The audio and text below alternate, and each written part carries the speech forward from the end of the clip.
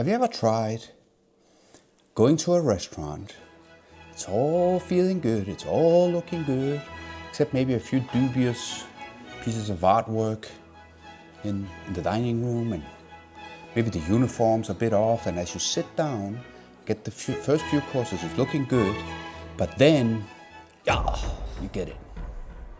The chef wants to be an artist.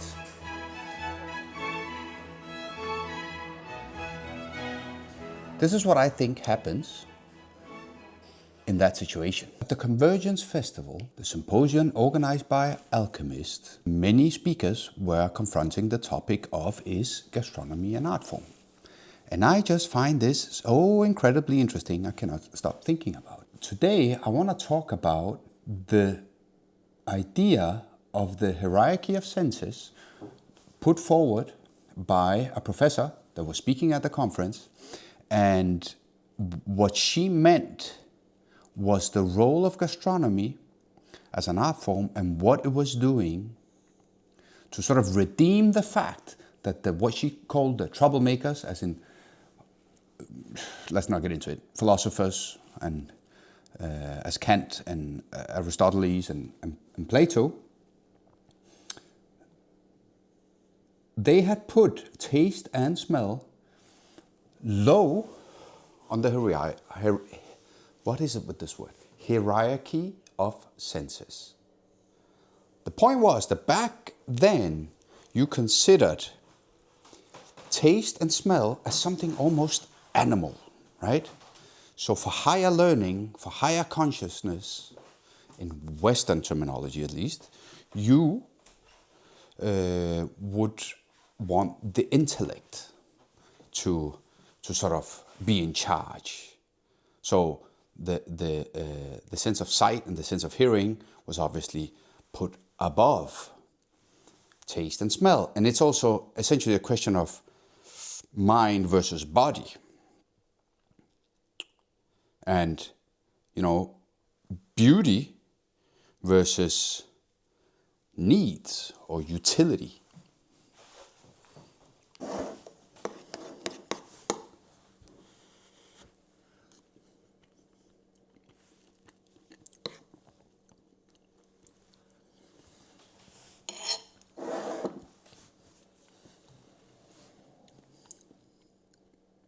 So you go to the restaurant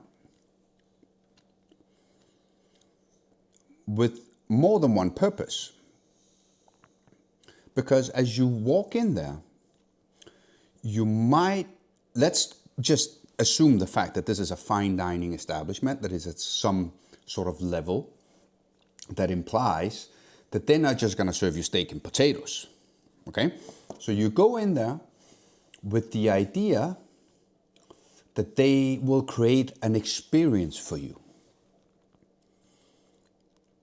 But at the same time, because the experience is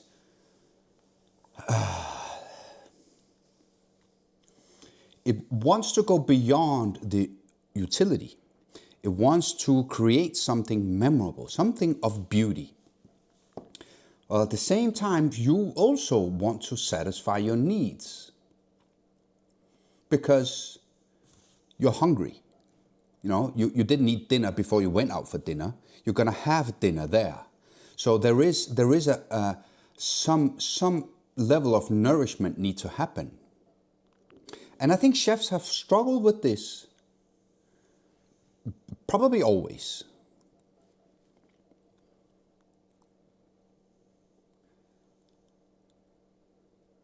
At least very often. Because how do you successfully satisfy both needs without one, dumbing down the experience, just serving steak and potatoes, nothing matters, or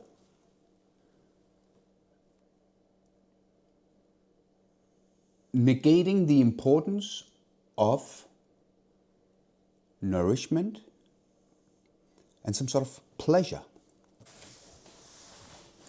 This is the critique. This is the critique that you always hear, right, from your friends that don't normally go to restaurants at a certain level, and then they come there, and you know what? Oh, I didn't even get full. So what they're saying is one or two. Either I didn't mind about the experience, so therefore maybe I didn't make any sense of it. I didn't understand it, and therefore what I play on is that they failed on nourishment, so I don't look like an idiot because I didn't understand it. Or two, they actually did not, and I think that that's important because a lot of chefs do not take this into account, that maybe the restaurant did not put enough emphasis and importance on the fact of providing the nourishment part. And I think both are issues. Because if you go out to a restaurant,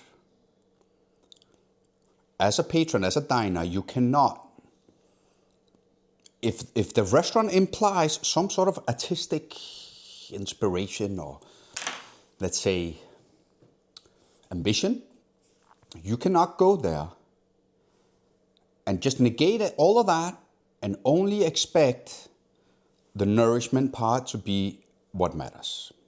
That you cannot do. But I think as a chef and as a restaurateur, what many struggle with is to successfully create a space for an artistic vision, and at the same time making sure that the boxes are checked off so that the level of nourishment is right.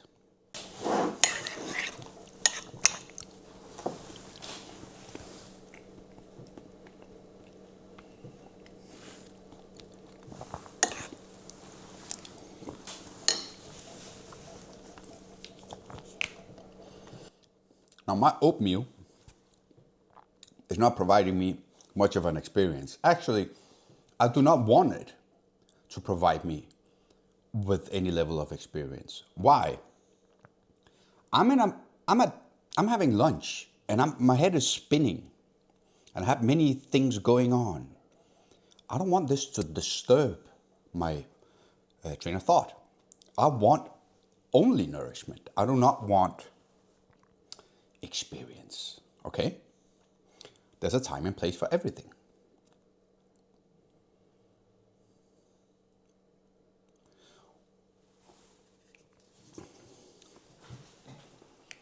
What I find difficult to accept, and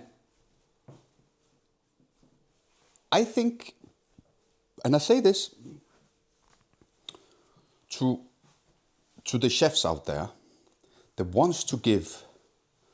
really want to give a great culinary experience, but somehow spend a lot of energy on detaching themselves from the utility of the food that they're serving, meaning the nourishment, meaning the pleasure. So back in the day, when you would have sort of a division between the high-end sort of creating almost molecular restaurants and sort of the more old school, traditional, classic French style restaurants, I suppose, then the battle would be like, or the French guys would say, well, what we cook for is pleasure. There needs to be pleasure.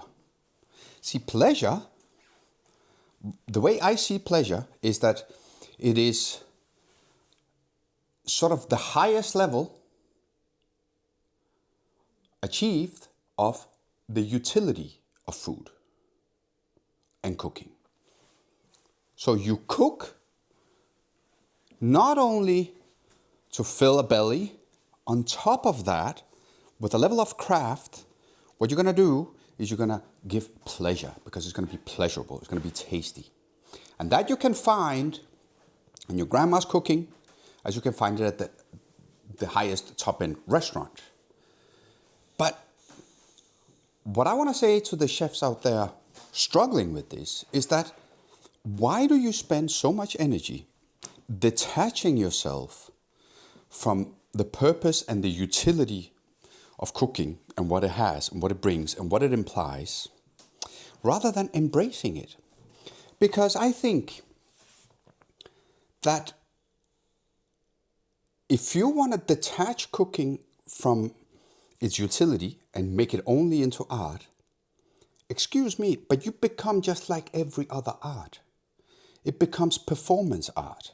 It becomes a lot of stuff going on. It becomes, painting things. It becomes, why do we want to paint? Why do we want to paint food? I mean, the aesthetics of a beautifully plated dish with an artistic vision and an idea is, for me, tenfold a dish where you're trying to paint things. See, in the constraints of the utility of gastronomy, you can make of gastronomy an art form that is not only as good or at the level of other art forms, but in my mind, superior. Because you can make sense of all the senses, or make use of all the senses, but on equal terms. How so? I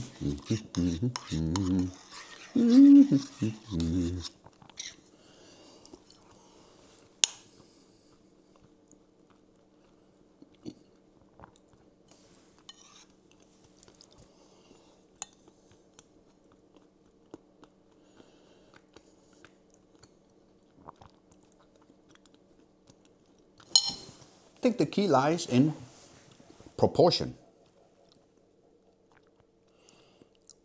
subtlety, balance, the understanding of looking at things as a holistic experience, but where you put the food, the cooking, and what is just immediately around it, front and center of what you do. So of course dishes should be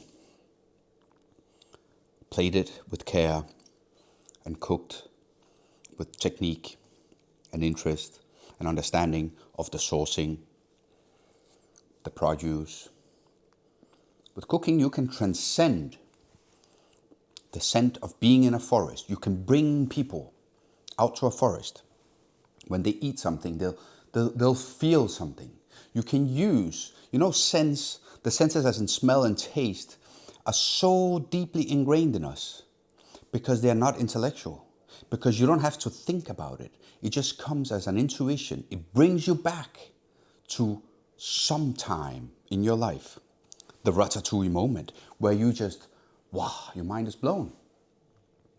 Because strangely, what I think is happening today is that this idea of making cooking an art form and recognizing it as an art form essentially dumbs it down as an art form, because it's so preoccupied with removing the utility part that it removes the one major restriction we have, which makes what you do absolutely essential. So if you want to do performance art, why don't I go and watch a performance artist? Why, if we want to be Marina Abramovic, why don't we stop cooking entirely? Now, I think there is 100% a place for Marina Abramovic to bring food into her art form. I just honestly prefer that than cooking bringing in the Marina Abramovic of the world. Because to do so, you must turn your back towards the utility of cooking. And I don't think it serves anybody, particularly not chefs, particularly not restaurants. Because in the end, what you have is people walking out of restaurant because they were not touched by your vision, they were not touched by your artistic ideas, and they end up saying, well, I didn't even get full. Oh, that's the last thing you want. Back at Relæ, my restaurant that opened in 2010 and closed in 2020, and it was good and it was successful and it had artistic vision. To me, bread was at the cornerstone of the meal, because I knew if I had bread, I could fuck around with the rest. I could serve a big chunk of bread and see that as your backup plan, right? People are trying the mussel dish, they didn't like it, okay, they eat bread. They go with the next dish, they loved it, great. Third dish, they didn't love it, okay, eat bread. Why are we not serving bread? It makes your life so much easier, and I believe it makes people relax in a restaurant, and it makes them more susceptible to actually opening up towards the artistic vision and trying to understand what the restaurant is about.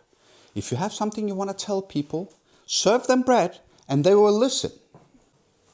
Now, if we want to answer the question, is cooking art? Is gastronomy art? Yes, yes, yes, it is 100,000%. But it doesn't, for me, it does not make it more an art by emulating or copying or trying to be as other art forms. Quite the opposite. That is when I think that cooking is in a crisis of its own by not being confident in its constraints, as in having a level of utility. It all comes out the same way. But resting in that, knowing very well that what you can do can be pure art. Once you know and you're confident knowing, you stop having to fuck around. You can just do it with subtlety, elegance, technique, respect, sourcing of products, understanding of the guests, everything. That to me is culinary art. Now, the hierarchy of senses that I started off with said, well, we're putting taste and the smell at the bottom for the enlightenment. Okay. And a professor comes up and she says, well, what she calls the holistic cuisine of restaurants like Alchemist that do a lot of things around the cooking, that it's redeeming those wrongs. My issue is that what I find that they do by doing these things is that they are actually supporting the claim that sense and taste is lower. Because the claim to fame of a lot of these restaurants becomes much less of the lived experience, but by the broadcasted experience. I talked to the professor after the thing. I caught her, I went on to her and said, please, I want to ask you something. Don't you find that when you put so much around it, the actual dining experience, the actual eating of the food, the actual putting a spoon in it and enjoying it, and maybe embedding in that, in the mouthful, all your artistic vision, don't you find that we are actually reducing the culinary arts rather than broadening it and making it greater? And she didn't agree. That's perfectly fine. I don't think, this is not even an opinion. This is more like an idea. You know, like I just can't see how, to me, it tells me more than anything that if you just look at the senses it plays on more than anything, more than others, it is sense. It is, sight, hearing, and the total experience around the plate. I think we must make the plate what carries forward the art of cooking, and not the circus that you put around it. Now I want to hear what your opinion is. First of all, is gastronomy an art form? Yes or no? Come on, it is. Second of all, should it, by being an art form, turn its back towards its utilitarian dimension, or rather, should it embrace it and make of it its definition and what sets it apart from anything else in culture? The beauty of cooking, of the culinary arts, is that it comes out the same. So you only have one moment to really speak a language that hopefully the guest understands. What do you think? I'm gonna write a little bit about this for the Substack, and I hope that you might want to subscribe and then get this kind of stuff written for you to not read and have in your inbox.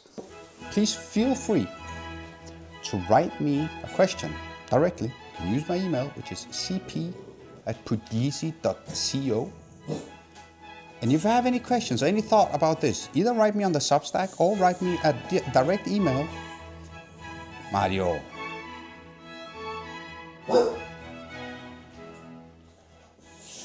And I'm happy to answer or discuss it.